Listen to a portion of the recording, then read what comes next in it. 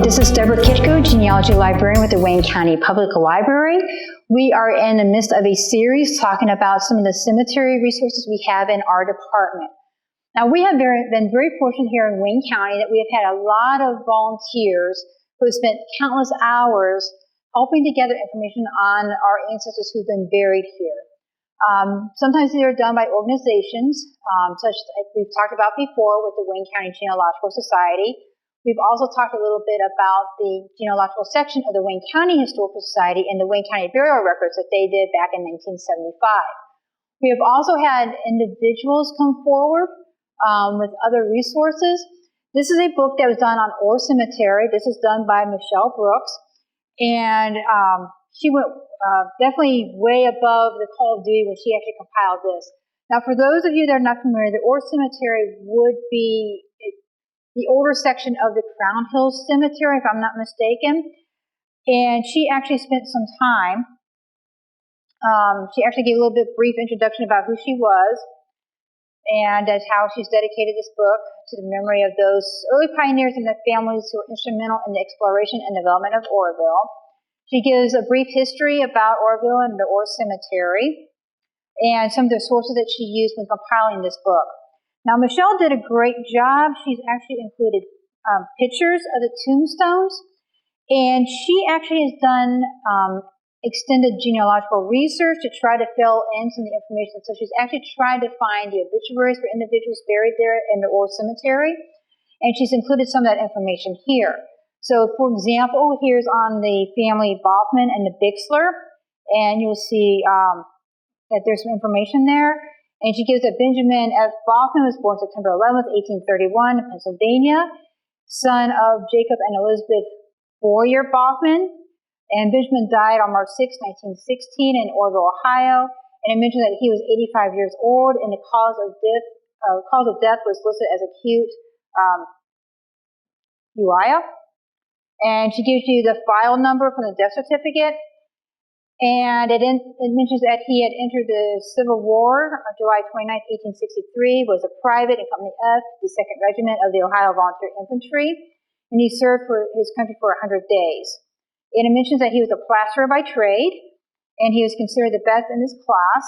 And it mentions the only surviving member is one daughter, Miss Alpha Boffman. And the excerpts are transcribed from the Courier Crescent newspaper, Orrville, Ohio, and it's dated March 7th, 1916 on the front page. So she's given you a lot of good information to go along with the nice crisp picture that she did here. And this is just throughout the book, and like I said, this is just of the Orr Cemetery. So you see here that there's quite extensive information on some of these individuals, shorter information on some others, just depending on what she was able to find. So this is just a great resource that you can use here in our department. In 2001, the Wayne County Cemetery Society was established. They formed out of concern about some cemeteries that were lost and forgotten, or that there was some vandalism going with them, or that they were purposely being desecrated. And as a result, they decided that they wanted to go out to all the different cemeteries and take good photos, high quality photos of all the tombstones that were still in existence, and actually do a further research, sort of like what Michelle Brooks did with her book, and actually try to get a more complete record of those that have been buried here in Wayne County. They have made several publications since their start in 2001. Unfortunately, the organization is no longer in existence. A couple of the key members have since passed away. And the Wayne County Genealogical Society, with the help of some other groups, we're going to hopefully resume their work and try to finish on their awesome project of trying to get a written record of all the known cemeteries here, as well as all the known tombstones. So this, Bonnie and Larry Knox actually put together different township notebooks for different cemeteries. So this is the Congress Township. This is a notebook on the various cemeteries located in Congress Township. And she has it divided here by the name of the cemetery.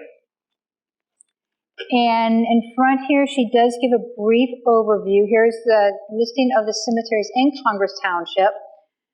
In front of each one, it gives a brief overview. And sometimes they have included some burial information here.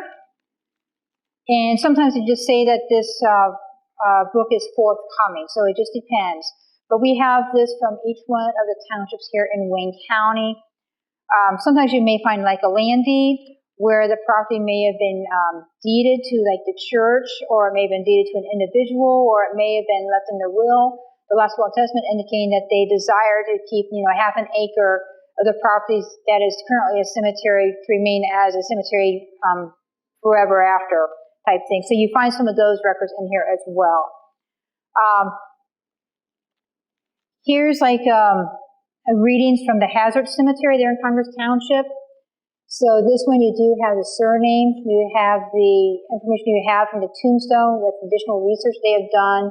You have the location based on a system that they had designed early on, so all the cemeteries are recorded in a consistent manner. Now they have also, like I said, this has a lot of the smaller cemeteries in it. If there's a cemetery that was larger, that would have enough pages to actually make into a book, they have done that. We have most of these in our department that have been published at this point. This is an example of the Oak Grove Mennonite Cemetery. Now, when they actually gave us the papers in a loose leaf format, and then we actually had the stuff sent out to have it hardbound, so it's more stable on our shelves here and more protected. But some of the later books, they actually have two sections. So the back section is an alphabetical listing of the individuals buried within the cemetery. And then they usually give you a reference to what section and what row number, which then refers you back to the front section. Now you'll want to look at both sections because sometimes there's additional information in one section that's not in the other section. So say, for example, here's a Michael Fink in the alphabetical listing index, and it shows that he was born March 31st, 1802 in France, died October 12th, 1868. He is the husband of Anna.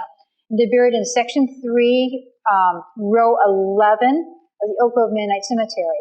Now, like I said, this is not necessarily how the cemetery may have it organized. This is just their system that they have used, so everything was consistent. So if we go back to the first section, so we want section 3, row 11. So here's section 3, row 11. And down here we have a Michael Fink, and it mentions that he died October 12, 1868, age 66 years, 6 months, and 12 days. And then this also gives you a citation to the photograph number. And so they have anything that's been put in a book such as this, they do have a corresponding tombstone to go with that. And so we're still in the process of trying to get everything organized to make that easier. When you actually have someone who's taking over from years, you have to try to figure out the system and then figure out the best way to have those accessible. Now, their goal was to actually eventually put a lot of the stuff on Find a Grave or Ohio Graves or someplace like that where people can actually see the high quality tombstone pictures that have been taken.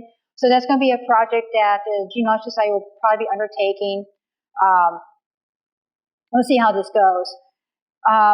They've also listed down here at the bottom what year this was done. So this book on Oak Grove Mennonite Cemetery was actually published on January 18th, 2017. So that's just a couple years ago. So this is pretty timely.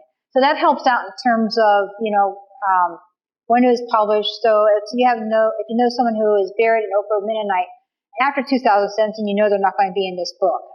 Just because they were just not deceased by the time this book was done. Now, most of the books, they've actually just went out and did the tombstone readings. There are a couple of exceptions to this rule.